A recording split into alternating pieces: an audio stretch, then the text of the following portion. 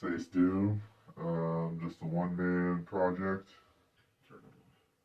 Alright, so what's the story behind Sacedoom's dark, eerie sound?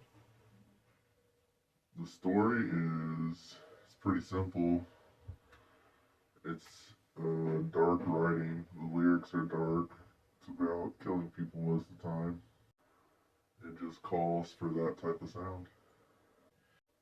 So, how do you know when a song is finished, usually?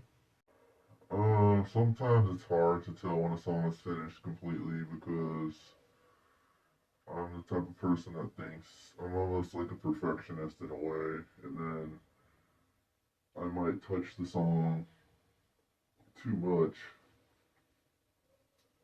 and usually it's just about how it makes you feel when you're finished with it. You know it's complete just because it sounds lit and it hits, has the low end and all that shit, has the whole nine, you know.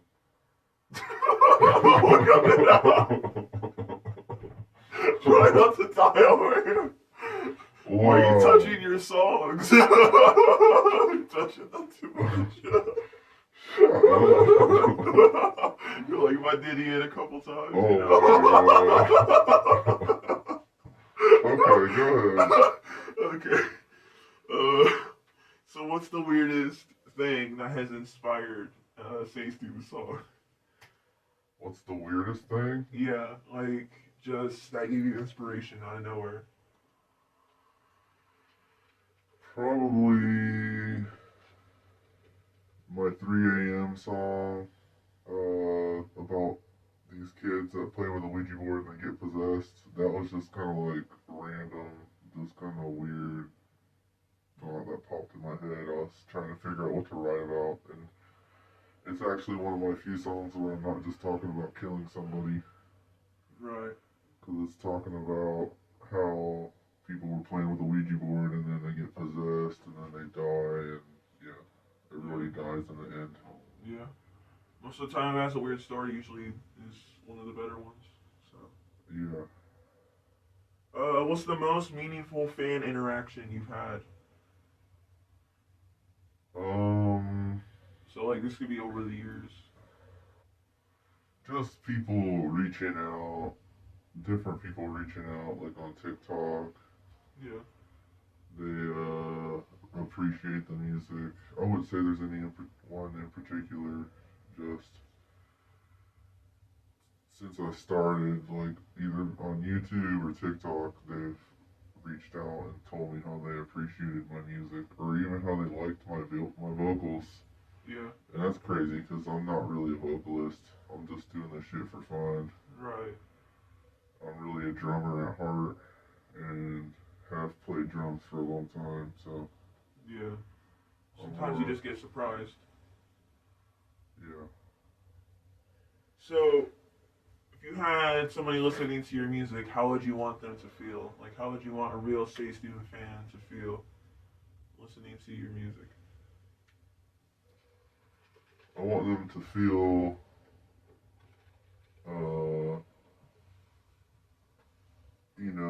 excited to feel almost what I feel, and to be able to get into the song like you're watching a scary movie almost, Mm-hmm. and just being a genuine fan that enjoys the music Mm-hmm. and appreciates it. Yeah. So, what would you say is the hardest song to produce that you've like put out? Like, what was just like you even considered not even posting it because it was so hard to figure out? Oh jeez. Huh.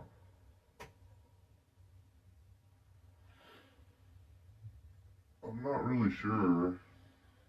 Leader was a different song, kind of, Mm-hmm. just because it was kind of out of the box of typical Sace Doom writing, Yeah, it is really different. and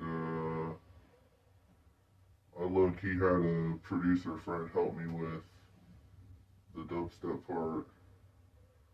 I won't mention any names, Huh, okay, but yeah, probably leader. okay. Okay.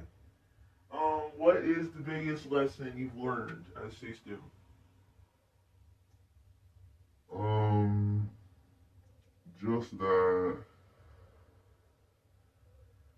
you can say what you want in your songs, but you have to know that words mean a lot to other people, and other people could take your music the wrong way. Yeah, And that's partially why I'm doing this interview, is to let people know it's all just for entertainment. exactly. And, you know, I'm really just a low key chill dude. Nice. Do you draw from personal experiences when writing lyrics? Sometimes. Most of the time, kinda, just because I'm usually, it's like a half and half. Sometimes I'm just writing to write. I just want to put music out there. So, Uh, how did you come up with the name Sacedoom? Versace. Just one word, Versace. Versace. I saw Versace and I don't wear that shit or know about those brand names. I've heard of Versace, but I didn't realize the SACE part of it was Sachi. I was thinking it was Sace, and then I thought it'd be cool to have Doom at the end of whatever kind of name I thought of. Uh huh. And I got Sacedoom out of it. And sometimes people do pronounce it wrong. They'll say Sachi Doom or Sac Doom or. That one just doesn't make sense at all. But you can see Sace Doom. It's pretty simple. Thought it was catchy sounding too. So, Yeah. and it's original. It's 100% original. No one knows what it is or what it could be from or anything. So. Okay. Um, what would you say is next for Sacedoom in 2026? Just more singles. I'm probably gonna write some more singles. I've been going through some different songs right now, currently, and I'm just trying to make sure I put out the right shit and not just put out shit to put it out, cause I have to keep up with the bar I set with my last song I put out, I think, and not put out anything under that, or it's just not gonna be worth it Right. for anybody. Yeah. What would you say is the most surreal moment in your whole music career? Like, what would you say? Surreal moment. Yeah. um, Probably when I was playing in Fallen Aries on drums, and we were playing Rock Out Camp Out 2018, I believe, in Columbus, or somewhere or near Columbus, Ohio. Uh huh. And there was this one band playing that was fairly popular. The hell were they called? I can't remember what the hell they were called, but they were playing with The World I Knew. Also, they're on the bill. Mm-hmm. And everybody got up on stage. They were like, everybody that played tonight, come get on stage. And it was just like, everybody ran up on stage. And I was like so fucked up. I was just like, yeah, let's go up on stage. And like, I'm just like up there headbanging. And the guitar player and the keyboardist are fucking looking at me like, this dude's gonna break our equipment because he's just like headbanging like a madman. Well, that was like one of the best moments in my music career, as that would have been me as a drummer, but Yeah. that's the only live experiences I have as a musician is me playing drums. I've never done any live things with Sacedoom. Yeah, or like vocals before. Yeah. Okay. Um, what would you say is your favorite song from Manic? And what's the story behind Manic? Manic is very like up there with, I don't know, it's crazy. Um, Probably Blood Spill is my favorite song just because it was a song of another project I had started prior to Sace Doom, and it was just a song that I always liked. And yeah, probably Bloodspill, and it's just a song about killing. That's it. Is there anybody like particular that you're thinking about killing in your music? Just the last person that probably pissed me off. I mean, because people out there can't drive, they can't be a pedestrian, they don't know how to fucking walk across the street properly. It's like crazy. Humanity is just so stupid sometimes, most of the time. Yeah. But I mean, that's what it's all for fun though. It's like how I play GTA Online. I go on there to kill people because you can get away with it and it's not hurting anybody in real life. Yeah. Sometimes people get mad though. Yeah, it hurts people's feelings, but that's about it. So, what would you say was like the moment that you were like, I have to pursue music? Like you just wanted to start doing music. What would you say that moment was? Um, well, ironically, I wanted to be a singer when I was really young in middle school, and I was inspired, influenced by Deftones a lot, and Korn, and I was about 12, I guess, and that's when I knew I wanted to be a musician. But I was too shy to sing, so I tried guitar, because my dad and my grandpa and my great grandpa, they all played guitar or piano and other stringed instruments. And so I thought I had that in me, and no, I didn't. So I eventually got some drums, and I picked the drums up, and I ended up playing in a bunch of bands in Ohio, like a band called Of Sorrow. I started that band with some friends from high school. And then a band prior to that was Face of the Deep. I should mention that band. That was the first band I actually started was Face of the Deep. Oh, that's cool. And then later, playing in a band called Dead Will Rise. They were out of Athens, Ohio. And I got to play some shows out of state with them. That was cool. Got to play with From a Second Story Window. That's one of my favorite bands. And then later moving to Texas and playing in a band called Diameth. And that's Diameth. It's Latin, so don't think. Diameth. It's not like the drug. It's Latin.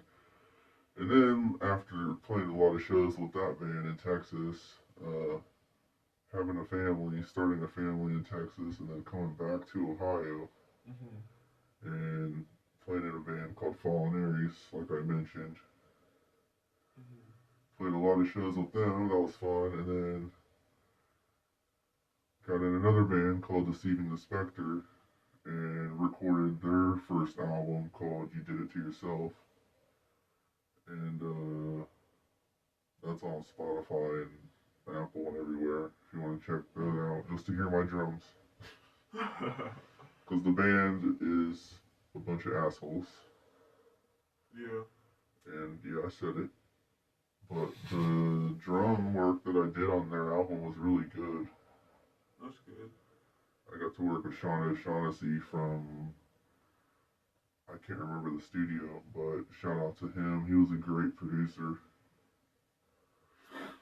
But anyways, How do you stay motivated and inspired in Sacedoom? um,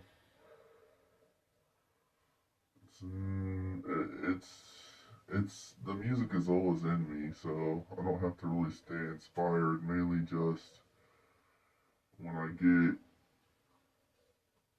an idea, I'll just randomly get ideas, and then I'll just feed on those ideas, and then sometimes, like nowadays, since what's the date? Is January 4th, Sunday. Sometime before the new year, probably 4 months before the new year, I was having trouble writing shit, so I was kind of going through some blocks, but it's just because I want to produce the best shit I can, and I don't want to put out bullshit. Right. So, What do you have a studio at home to make your music, or how do you have it set up? basically, I work on a pretty simple configuration. It's just a laptop, a MIDI keyboard, and a microphone set up to I think it's a DI box, and I just do it like that. It's all pretty much DIY. I don't have a producer. I don't have the schooling. I just kind of ear it, and luckily my drums kind of carry the way because feel like I have a decent drum style when I program. Do you have any producers that help you out at all? I work with a producer called Funk Around. He's pretty good at what he does. He's really moving up in the funk world, but he helps a lot. I'm in touch with him, and we work together on different songs. We've done collabs on there's a couple Bad Luck and a couple other ones we did that are pretty tight.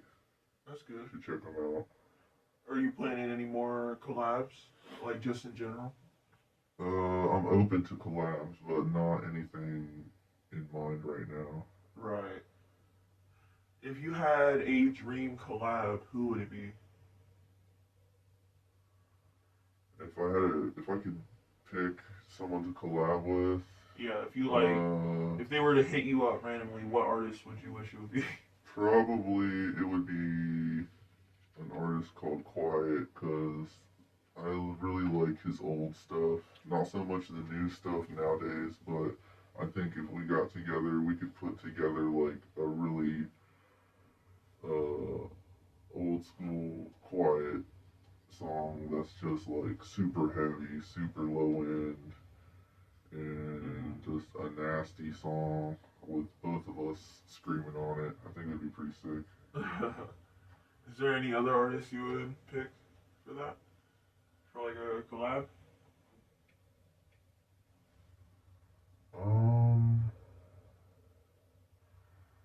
Not off the top of my head. I mean, other than people I would already collab again with, like Funk Around. I've collabed with Damon, an artist called Damon. I don't know if you've ever heard of them or him. It's one person, but he's got some pretty cool stuff. We have a song, I think it's called Unhinged. That's a pretty heavy song. You have another song with him, right? Isn't it? Is it explicit, or is that with another artist?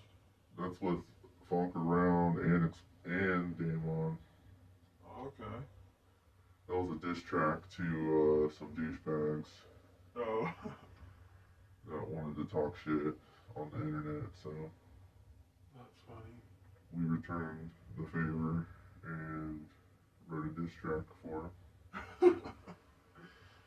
That's funny. Well, I think that's all the questions we have today. what is it like transitioning from like playing like live or like in a band to Sacedoom being a one man band? It's cool. It gives me a lot more freedom to just do what I want to do, and I don't have to be on any kind of tight time schedule where I got to be at band practice or Mm-hmm.